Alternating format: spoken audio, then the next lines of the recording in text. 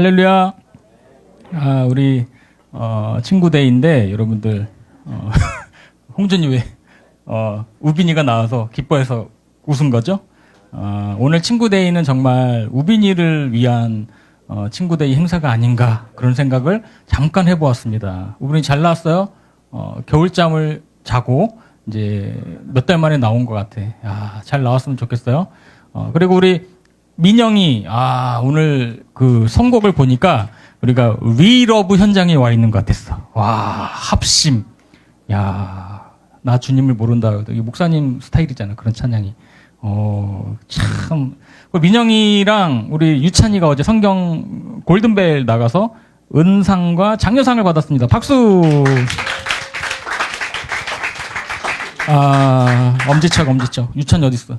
엄지척. 역시 1대1 과외 효과가 바로 나타나는 거야. 목사님 쪽집게 강사로. 이거 나와. 은상. 대단하죠. 여러분들이, 교회 일이건, 현나스, 교회 일이건, 학교 일이건, 무슨 일이건, 긍정적인 마음으로 열정을 가지고 임했으면 좋겠습니다. 여러분들. 여러분들은 다 젊잖아요. 하람쌤 너무 젊잖아요. 그죠? 젊다는 거는 도전할 수 있다. 라는 거죠. 그래서 아무 일도 시도하지 않으면 아무 일도 안 일어나. 여러분들이 이 넓은 세상에서 내가 할 수 있는 일이 무엇인지 기도하면서 그 비전을 발견하고 도전했으면 좋겠다라는 거죠. 이제 그래서 어제 민영이 유찬이 상 타고 오면서 목사님이 이제 해준 말이 있어요. 뭐냐면 이제 우리 큰 딸이 이제 대학교 4학년인데 중학교 3학년 때 목사님이 이제 집 아파트 올라가다가 그 광고 게시판에 김포시에서 광복절 기념으로 역사 골든벨 퀴즈를 한다. 이 포스터가 붙어 있었어. 내가 그걸 딱 보자마자 가슴이 막 뛰는 거야. 이거 해야겠다. 내가 하는 것도 아닌데. 그래서 우리 큰딸한테 이제 얘기를 하고 잘 소개를 하고 우리 한번 도전해보자. 그랬더니 예상 문제를 400문제를 주는 거야. 와. 400, 이제 시간이 얼마 없는데 그 400문제를 우리 큰딸하고 계속 일주일 동안 계속 주고받고 해가지고 골든벨을 울렸을까요? 안 울렸을까요? 울렸다. 그래서 한 100명 정도 고등학교 3학년까지 이게 강당에서 했는데 김포죠. 청소년 양곡의 수련관인데 그래가지고 골든벨을 울려서 중국에 이제 일주일간 탐방을 공짜로 다녀왔다. 그러니까 목사님 스타일이야, 그게. 그러니까 목사님은 그런 거를 지나치지 않아. 너무 가슴이 뛰어. 그런 게 있으면 왜? 공짜니까. 이제 목사님은 대학교도 이제 공짜로 다녔어요. 믿거나 말거나. 국비로 다녔어. 그러니까 그런 거에 뭔가 좀 도전하고 싶은, 그러니까 경험을 해봤기 때문에 여러분들도 그런 거 도전해봤으면 좋겠다라는 거죠. 그래서 그 아이의 어떤 그 식견이 그 늘어나는 것을 봤어요. 그리고 이제 교회에서 네팔 단기 선교 일주일을 같이 보내놨더니 네팔에 있는 그 고아원 거기 일주일 동안 봉사를 하고 왔어. 그랬더니 중학교 3학년짜리인데 그곳에 있는 그 네팔의 아이들이 너무나 자기를 잘 따르는 모습을 보고 자신의 어떤 그 비전을 발견하고 온 거야. 그러니까 너무 감사하고 여기 선교에 대한 어떤 마인드가 생긴 거죠. 그러니까 이제 목사님은 이제 여러분들 그랬으면 좋겠다라는 거죠. 그래서 이제 선생님들이나 목사님이 이런 거 해봅시다 하자 했을 때 이제 물론 뭐 바쁘고 공부해야 되니까 그럴 수 있어. 그래서 여러분들이 이렇게 준비를 안 한 친구도 있고 또 어떤 친구들은 알겠습니다 하고 반강제로 한 거야. 솔직히 민영이랑 유찬이도 제가 하겠습니다 뭐 이게 아니고 그냥 반강제로 푸시하니까 이제 억지로 하긴 했는데 그래도 열매를 순종할 때 열매를 하나님이 이렇게 주신다는 거를 본인들이 깨달았을 거예요. 그렇죠? 유찬이? 아멘? 그죠? 큰 인생에서 큰 정말 좋은 경험이 되었을 거다 생각을 합니다. 민영이도 맞죠? 내년에는 민영이가 그곳에 그 성경 퀴즈의 MC를 맡아줄 수 있냐 전도사님께서 얘기했을 때 민영이가 하겠습니다. 그랬죠?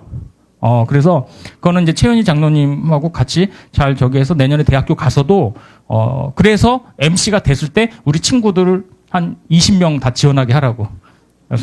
문제 유출은 해주지 말고 그래도 이렇게 잘했으면 좋겠어요, 여러분들. 자, 오늘 말씀은 예배란 무엇인가 첫 번째 시간인데 우리가 예배를 드리는 목적, 이유는 무엇일까? 여러 가지가 있을 것입니다. 친구 따라 친구 따라 나온 친구들도 있을 것이고 습관적으로 나온 친구들도 있을 것이고 이제 그랬을 거예요. 부모님이 가라고 해서 막 이렇게 온 사람도 있을 것이고 그래서 오늘날 이제 많은 사람들이 이 예배를 하나의 어떤 종교 행사로 생각을 합니다. 세상에서는 우리의 그 예배를 바라볼 때 군대를 가면 알 수 있어. 군대 갔다 오신 우리 예성쌤. 그 주일에 하는 예배 미사 그 불교 가는 거를 무슨 활동이라고 하죠? 종교 활동이라고 하죠? 군대 가면 종교 활동이야. 우리는 그러니까 정해진 시간에 와서 앉다가 이제 가는 것으로 그렇게 생각을 합니다. 세상 사람들도. 하지만 성경은 예배를 그렇게 설명하지 않아요. 성경 속 예배는 언제나 우리 하나님을 만나는 사건이고 만나는 시간이었다라는 것입니다. 그래서 여러분들이 잘 아는 아브라함, 다윗, 모세, 예수님의 제자들은 하나님을 만났고 그들의 인생은 완전히 바뀌게 되었다. 무엇을 통해서? 예배를 통해서 바뀌게 되었다라는 거죠. 그래서 오늘 그래서 목사님은 예배에 목숨 거는 사역자 중에 한 명이에요. 저는 이제 행사라든지 일회성 이렇게 예산 투입해가지고 하는 행사들 별로 안 좋아해. 목사님은 예배 한번 잘 드리면 인생이 바뀌고 예배 한번 잘 드릴 때 하나님을 만날 수 있는 그 통로가 예배이기 때문에 그걸 강조해요. 그래서 여러분들이 여기에 매력을 느끼고 그래야 나올 수 있다라는 걸 알기 때문에 전반기에 그렇게 우리가 예배가 이래야 된다라는 것을 그래서 계속 그렇게 한 건데 여러분들이 잘 나와주고 우리가 그것을 현장에서 지금 목격을 하고 있는 거야. 그죠? 우리가 막 재미와 어떤 감동과 세상의 이벤트로 모으려고 하면 목사님 대신에 MC를 갖다 놓으면 돼. 그죠? MC를 갖다 놔서 말 잘하고 재미있게 해가지고 하면 돼. 근데 그게 아니잖아요. 예배라는 것은. 단순히 우리가 좋은 이야기를 듣는 시간도 아니고 예배라는 것은 하나님을 만나는 시간이라는 것을 여러분들이 알아야 됩니다. 그래서 예배는 하나님께서 이제 먼저 찾아오시는 시간이야. 감사하게도. 우리는 아무것도 한 것이 없지만. 그러니까 본문을 보니까 모세는 광야에서 그저 양을 치는 사람이었어요. 당시 모세의 나이가 80세였어. 물론 모세의 삶을 보면은 여러분들 출애굽기 한번 읽어봐요. 모세의 삶을 보면서 알겠지만 40세까지는 어디서 살았어요? 40세까지는 이집트 왕자로 살았잖아요. 그죠? 이집트 왕자. 살라? 이집트 왕자로 살았어요. 그래서 자신이 훗날 민족의 지도자가 될 것을 이제 그렇게 생각을 했죠. 하지만 어떤 사건이 일어나? 살인사건이 일어나죠. 모세가 사람을 죽이는 일이 있고 미디안 광야로 도망 다니게 됐습니다. 그래서 그 미디안 광야에서 40년 동안 평범한 목자로 살아가요. 양을 치면서. 모세의 입장에서 보면 여러분도 어때요? 그 위대한 모세가 40년 동안 그냥 빈들에서 그렇게 살았다. 실패한 인생처럼 보였다. 꿈도 사라지고 열정도 사라지고 비전도 사라지고 40년 동안 살아봐. 사막 같은 데서. 그렇죠? 그때 하나님이 모세를 찾아오신다. 하나님의 때에 찾아오시는 거예요, 여러분들. 그래서 예배라는 것은 내가 하나님을 찾는 것보다 하나님께서 나를 찾아오시는 시간이다라는 것을 꼭 기억했으면 좋겠습니다. 그래서 예배라는 것은 은혜라는 거죠, 여러분들. 하나님이 나를 찾아오시는 게 은혜야. 내가 하나님을 막 찾아서 하나님 오시는 사건이 아니라 하나님이 언제라도 오실 수 있는 그 통로가 예배이기 때문에 우리가 예배를 잘 준비하고 예배 가운데 집중을 해야 하나님이 이 속에서 여러분을 만나주신다라는 거죠. 그러므로 예배는 여러분들 하나님의 거룩함을 경험하는 시간이다라는 것입니다. 우리가 5절을 보면, 자, 5절 한번 띄워주시고, 자, 시작. 하나님이 이르시되 이리로 가까이 오지 말라. 내가 선 곳은 거룩한 땅이니 내 발에서 신을 벗으라. 내 발에서 신을 벗으라. 왜 신발을 벗으라고 하셨을까요? 하나님께서? 그곳이 거룩한 땅이었기 때문에 그렇습니다. 그리고 하나님이 거룩하시기 때문에 그래요. 그래서 거룩하다는 것은 우리가 예전에도 설교했지만 무슨 뜻이죠? 거룩하다는 것은 하나님께 민재, 거룩하다. 하나님께 무엇이 되었다? 우리가 두 글자? 구별이 되었다. 그렇죠. 구별이 되었다. 여러분 생각을 해보세요. 친구 만나러 갈 때랑 높은 사람, 선생님, 예를 들어서 학교 선생님 만나러 갈 때랑 그런 태도는 다를 것입니다. 그죠? 우리가 예를 들어서 대통령을 만나러 간다고 해봐. 미용실에 가가지고 막 머리도 만지고 그렇잖아요. 목사님은 그 구례동에 있는 구례 미장원에 다녀. 가서 막 준비할 거 아니야. 복장도 막 다를 거 아니야. 왜? 대상이 다르기 때문에 그렇다. 그런데 우리는 종종 하나님을 생각할 때 너무 쉽게 생각하는 경향이 있습니다. 설교 시간에 딴 생각하고 이 생각 저 생각 때문에 집중하지 못한다. 왜 그럴까? 하나님을 만난다라는 감각이 약하기 때문에 그렇습니다. 왜? 하나님은 영이시기 때문에 안 보여. 그러니까 그런 게 우리 눈에 보이지 않아서 그렇습니다. 그러나 성경 요한복음에서는 얘기하잖아요. 여기 없어요. 하나님은 영이시니, 우리 어제도 문제 나왔잖아. 하나님은 영이시니 예배하는 자가 영과 진리로 예배할지니. 그렇죠? 요한복음 4장에 있었죠. 근데 그게 영과 진리가 옛날 성경에 뭐라 돼 있어? 신령과 진정으로. 그 옛날 성경 그게 더 좋은 것 같아. 신령과 진정으로. 그래서 신령과 진정을 다해서 하나님을 예배해야 된다라는 거죠. 그러니까 신령이라는 것은 뭐냐면 성령 안에서, 성령의 임재 안에서 예배를 드려야 된다라는 뜻이고, 진정, 그건 뭐예요? 진리의 말씀 안에서 하나님을 예배해야 된다라는 말이죠. 그래서 여러분들, 하나님의 거룩함을 경험하게 되면은 그 사람은 자기 자신을 돌아보게 됩니다. 내가 얼마나 하나님 앞에 더럽고 죄 많은 그런 추악한 죄를 저지른 더러운 죄인인지 깨닫게 됩니다. 무엇을 통해서? 예배를 통해서, 말씀을 통해서 나 자신의 부족함을 발견하게 된다. 그러므로 예배는 우리의 죄를 깨닫게 하고 회개하게 만드는 시간입니다. 결론적으로 여러분들, 하나님을 만나면 어떻게 될까요? 하준아, 하나님 만나면 어떻게 될까? 우리가 인격적인 하나님 만나게 되면 우리의 인생이 바뀌게 됩니다. 여러분들, 모세는 하나님을 만나기 전과 후가 완전히 달라졌어요. 그전에는 그냥 광야의 목자였지만 그 후에는 하나님께서 위대한 출애굽의 지도자로 모세를 사용하십니다. 하나님의 사람이 되었어요. 모세 오경을 집필한 사람이 되었어요. 모세 오경. 창출 레민신, 그죠? 성경을 보면은 하나님을 만난 사람들의 공통점이 있어요. 모두 변화되었다라는 거죠. 누가복음 19장에 나오는 그 삭개오 사건 알죠? 뽕나무에 올라가가지고 자기 자신은 세리야. 동족들의 돈을 뭐 이런 표현 쓰긴 그렇지만 삥 뜯고 자신의 배를 배불리 먹고 그렇게 살았던 사람인데, 예수님이 많은 사람들 가운데 뽕나무에 올라가 있던 그 삭개오를 바라보시고 이름을 불러주시고 내가 오늘 밤 너희 집에 같이 유하여야 하겠다라는 말씀을 하셨을 때 삭개오는 은혜를 받잖아. 나가던 사람이 뭐길래 예수님께서 나를 만나주시고 식사하시고 같이 얘기를 해주신다 하니, 그래서 누가복음 19장 8절에 보니까, 여기는 없어요?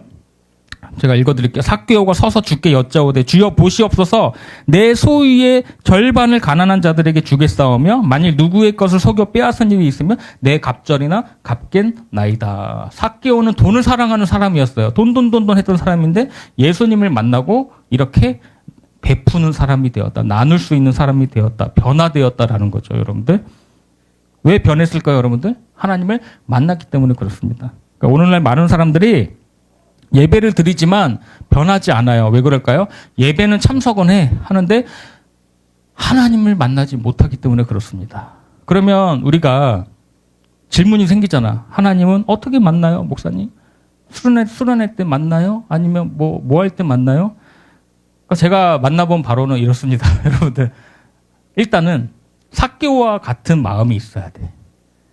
그게 뭐죠? 주님을 만나고자 하는 열망이 있어야 돼.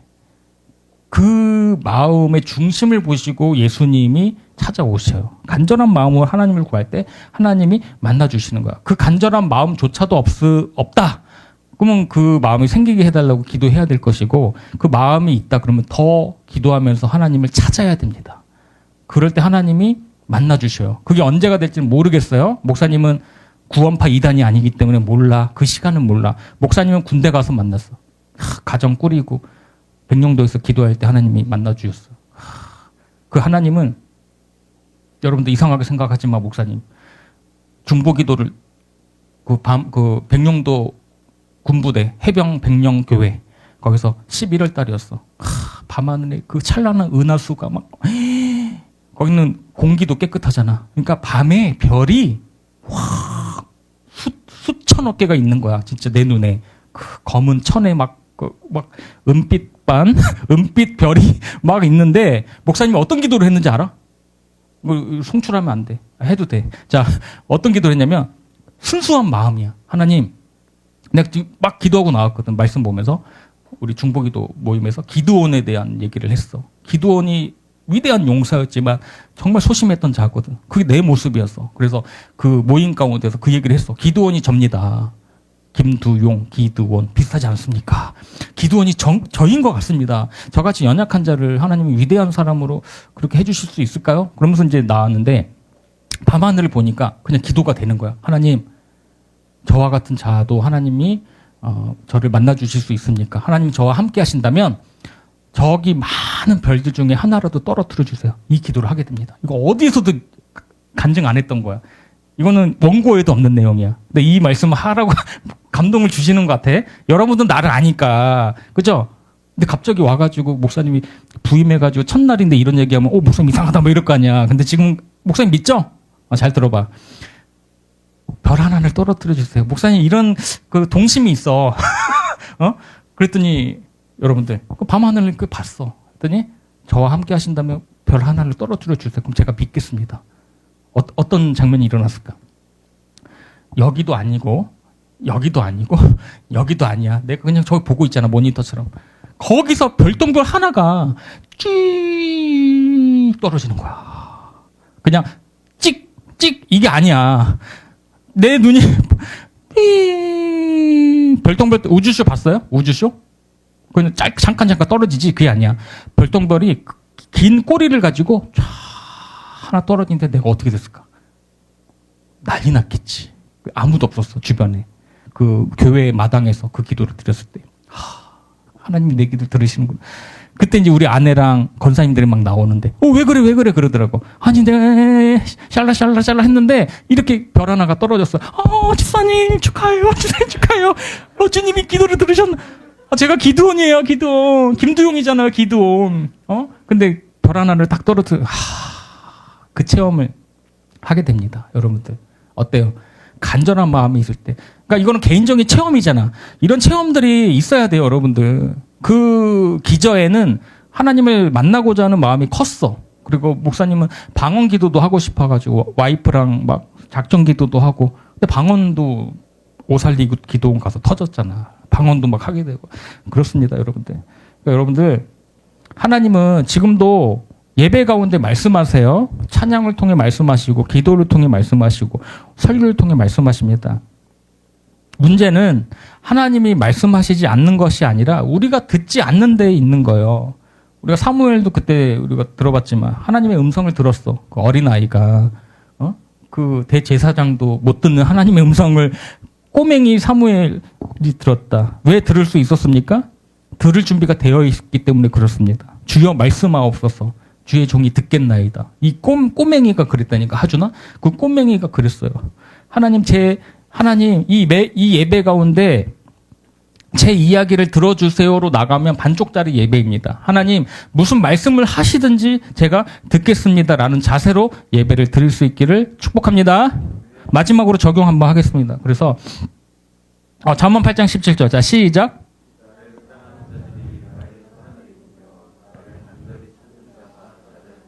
이 말씀 가슴에 새기고 기도할 때마다 저 말씀을 암송하면서 기도해봐요. 자, 마지막으로 적용. 자, 시작. 예배 전에 여러분들 오면은 예건이 계속 핸드폰에 그러면 안 되고 1분이라도 핸드폰 잠깐 볼 수 있지. 축구 누가 이겼나 이렇게 볼 수도 있는데 1분이라도 앉아서 기도하세요. 하나님 오늘 저를 만나 주옵소서. 저의 시급한 기도 제목이 있습니다. 하나님 들어주세요. 이렇게만 해도 돼. 알겠죠? 두 번째 뭐야? 설교를 하나님의 말씀으로 듣자. 이거는 목사님 개인의 말이 아니라 설교자의 말이 아니라 하나님이 오늘 나에게 주시는 음성으로 여러분들이 들을 수 있기를 바랍니다. 그래서 우리가 읽는 이 성경은 너무나 오래전에 기록된 책이지만 하나님은 지금도 그 말씀을 통해서 우리 마음 가운데 말씀하신다. 성령을 통해서 역사하신다. 이 자세를 가져야 됩니다. 그리고 세 번째 뭐예요? 예배 후 한 가지를 꼭 실천하자. 그래서 말씀을 듣고 끝내지 말고 여러분들 실천할 수 있길 바랍니다. 그래서 순종하면 여러분들 열매를 얻어요. 그래서 우리 유찬이, 민영이처럼 억지로라도 순종했을 때, 그죠? 순종했을 때 열매를 하나님이 주시잖아. 이런 것을 우리가 목도하면서 하나님이 말씀에 순종할 때 이런 복을 허락해 주시는구나라는 것을 여러분들이 계속해서 깨닫고 또 삶에서 실천했으면 좋겠어요. 그래서 그 말씀을 삶으로 살아낼 때 우리는 비로소 하나님께서 말씀하신 은혜와 능력을 경험하게 될 줄로 믿습니다. 우리 시간 우리 찬양하고 우리 기도하고 마치도록 하겠습니다. 예배자라는 찬양인데요.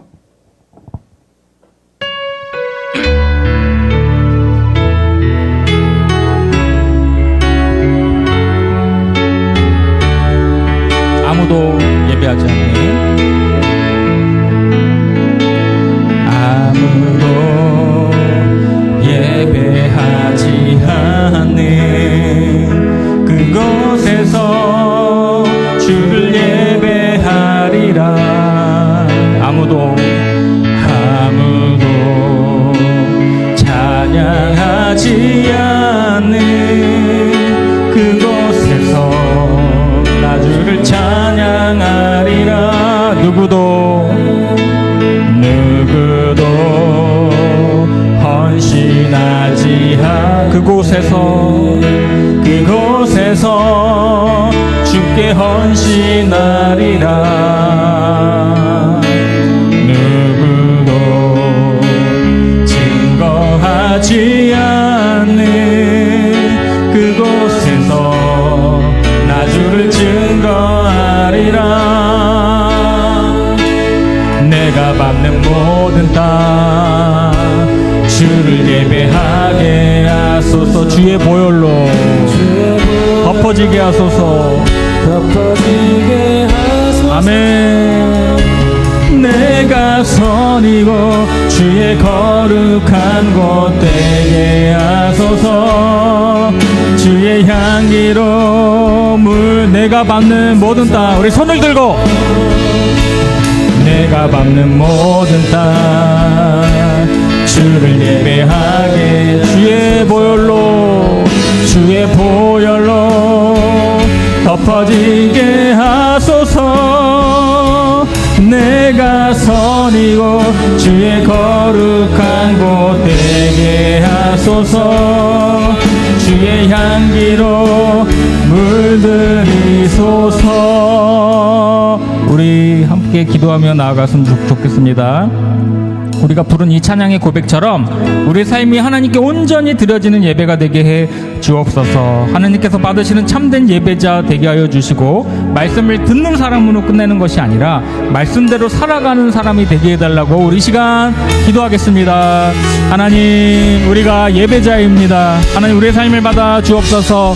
하나님, 우리의 이 예배 가운데 성령이 임재하여 주시고 말씀으로 우리들을 변화시켜 주시옵소서.